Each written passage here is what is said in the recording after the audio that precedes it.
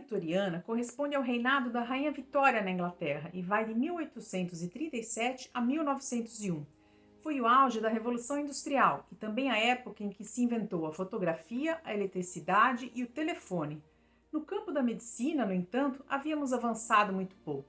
Sobreviver às infecções até o final do século XIX era uma questão de pura sorte. Eu sou Márcia Pauferro, professora e farmacêutica, e esta é a segunda parte da websérie O Mundo é dos Micróbios. Na primeira parte, revelamos de onde vieram os vírus e as bactérias e apresentamos algumas das piores epidemias da história. Hoje, vou te contar sobre as descobertas de alguns cientistas contemporâneos da Rainha Vitória que mudaram a forma de enxergarmos o mundo.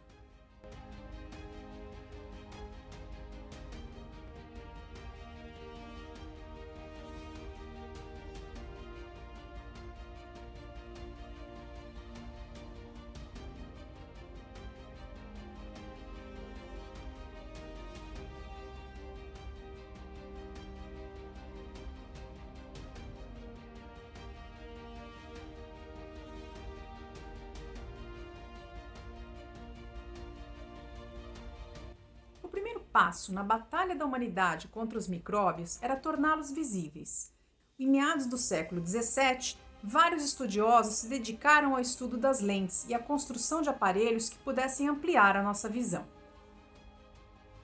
Em 1674, o holandês Antony van Leeuwenhoek desenvolveu um aparelho que ampliava as imagens de 50 a 200 vezes. Através das suas lentes, ele pôde constatar a existência de seres minúsculos no solo, na água, na saliva e até nas fezes. Leeuwenhoek batizou esses seres de animálculos e enviou cartas com desenhos e descrições detalhadas das suas descobertas para a Sociedade Real Inglesa, a Royal Society. Por ter apenas uma lente, o invento de Leeuwenhoek é conhecido como microscópio simples. Na Inglaterra, nessa mesma época, Robert Hooke desenvolveu um aparelho com duas lentes, que ficou conhecido como microscópio composto. O seu invento permitia ampliações ainda maiores, da ordem de 100 até 1000 vezes. Em 1663, esse aparelho permitiu que Hooke constatasse que a cortiça era formada de pequenas câmaras preenchidas de ar, que ele chamou de células. A palavra célula vem do termo em latim cella, que significa câmara. Ele ainda não sabia o que eram essas estruturas, mas o nome pegou, e até hoje nós chamamos as menores unidades vivas de células. Microscópios com a tecnologia desenvolvida por Hooke são usados até hoje, embora existam aparelhos mais sofisticados. Os microscópios eletrônicos permitem ampliações de até 1 milhão de vezes. Num microscópio eletrônico, nós podemos observar, por exemplo, a estrutura em formato de coroa do SARS-CoV-2, um vírus da família coronavírus que está provocando uma pandemia agora, em 2020. Robert Hooke era um cientista muito talentoso, mas ele teve a sua fama obscurecida pela rivalidade com Isaac Newton. O problema é que Hooke havia feito críticas duras aos trabalhos de Newton sobre a luz e a origem das cores, e Newton só retornou ao meio acadêmico depois que Hooke morreu. Ele então presidiu a Royal Society e não perdeu a oportunidade de minimizar a importância do rival para a ciência. Isaac Newton é aquele que desenvolveu algumas leis da física que comandam quase tudo o que acontece aqui na Terra, que aliás são conhecidas como as leis de Newton. Mas voltemos ao microscópio. Mesmo constatando a sua existência, a humanidade não desconfiava que os micróbios provocavam doenças. A ideia de que seres tão pequenos podiam invadir o corpo humano e matar pessoas parecia absurda demais, e ficamos mais uns 200 anos na ignorância. Até a era vitoriana, acreditava-se que os micro-organismos surgiam espontaneamente e as infecções não tinham relação alguma com eles. De acordo com a teoria dos miasmas, as doenças seriam provocadas pelo mau cheiro. O ar fétido que vinha dos esgotos seria o responsável pelas pestes que assolavam as cidades, tais como o tifo, a peste bubônica e a varíola. Então, eles usavam desinfetantes para eliminar o mau cheiro. Arejavam os ambientes e usavam aromatizadores, mas nem sempre isso afastava as doenças. As taxas de mortalidade em hospitais eram altíssimas porque não havia nenhum cuidado com a higiene. Eles não sabiam que isso tinha relação com as doenças. Trabalhando no Hospital de Viena, o médico húngaro Ignaz Philipp Semmelweis percebeu que o número de mortes por febre pós-parto, mais conhecida como febre puerperal, era muito maior na ala do hospital administrada pelos médicos do que naquela ala gerenciada pelas parteiras. Isso deixou Semmelweis muito intrigado, e ele não economizou esforços para buscar diferenças entre as duas alas e entender o que envenenava o sangue das mulheres. Ele desconfiou do posicionamento do parto, do constrangimento que as mulheres eram submetidas ao serem atendidas por médicos do sexo masculino e desconfiou até do sino que o padre tocava para dar a extrema-unção, mas ele foi descartando todas essas hipóteses. Quando o médico já estava quase desistindo da sua busca, uma tragédia com um colega apresentou-lhe uma pista muito importante. O amigo de Semmelweis se feriu durante a realização de uma autópsia e logo em seguida ele desenvolveu os mesmos sintomas da febre puerperal e veio a óbito. Assim, ele concluiu que partículas cadavéricas eram transferidas das mãos dos médicos para as pacientes, pois era comum saírem direto da aula de anatomia da universidade para o hospital. Em 1847, ele passou a recomendar a todos os médicos que lavassem as mãos numa solução clorada antes de entrar nas salas cirúrgicas. O cloro já era um desinfetante conhecido por impedir a putrefação e eliminar o mau cheiro. Infelizmente, a forma como Semmelweis defendeu a sua teoria não atendeu aos padrões científicos da época, e ele foi ridicularizado pelos colegas, que preferiram continuar acreditando que os miasmas provocavam as infecções. A redução do número de óbitos no curto período em que a lavagem das mãos foi instituída no Hospital de Viena era gritante. Semmelweis chegou a mostrar esses dados para os diretores, mas os médicos não queriam acreditar no fato de que a morte poderia ser levada pelas mãos daqueles que deveriam salvar vidas.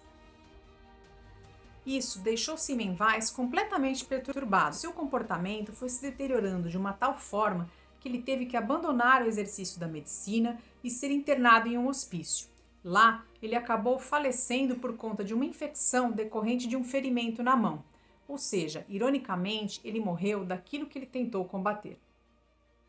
Hoje, temos várias armas para combater as infecções, mas nem por isso podemos ignorar o conselho de Semmelweis.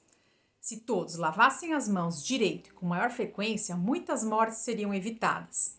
Apesar da falta de reconhecimento de Semmelweis, outros pesquisadores permaneciam intrigados, tentando entender melhor o mundo dos micróbios.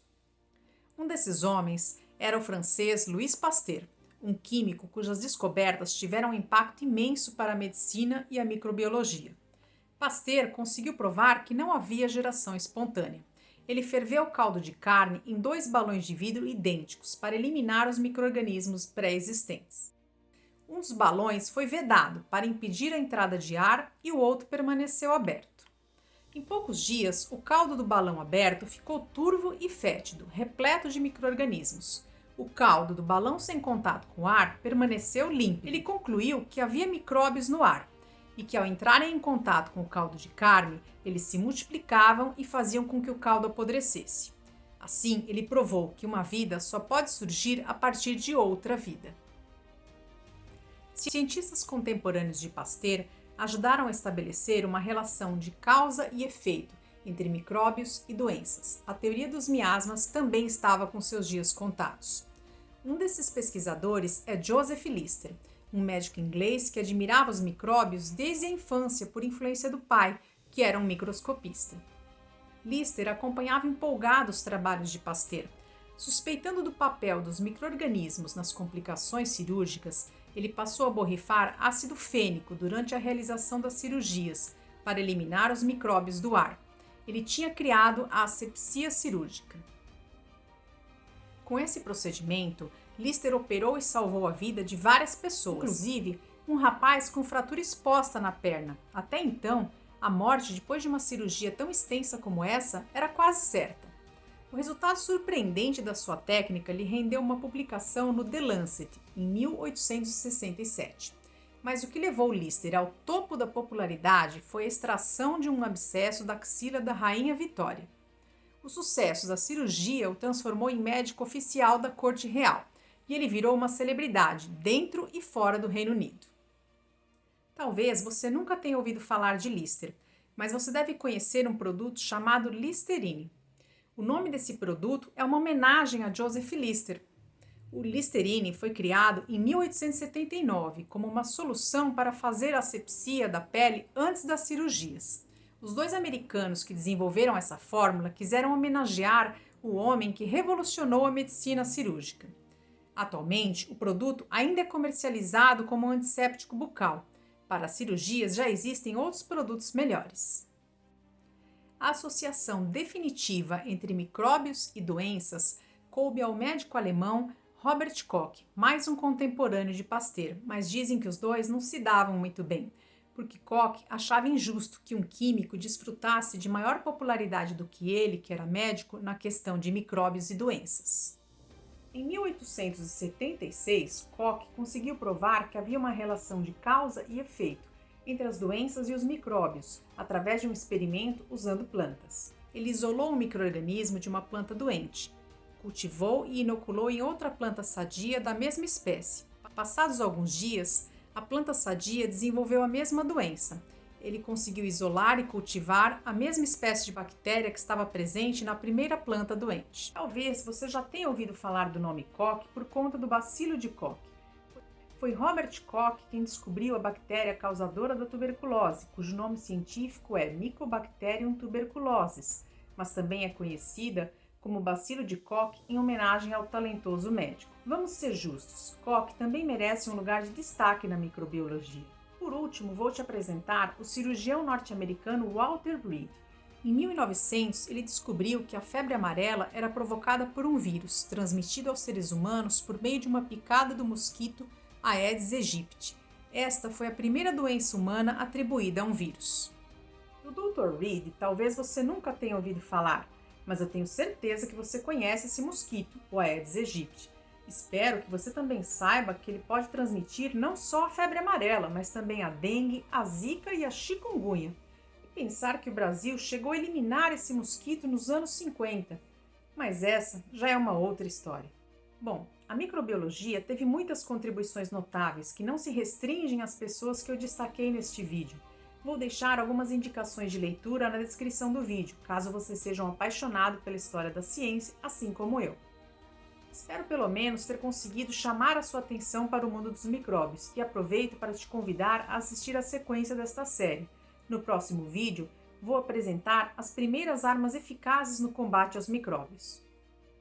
Deixe aqui o seu like e inscreva-se no canal Prof. Márcia Pauferro.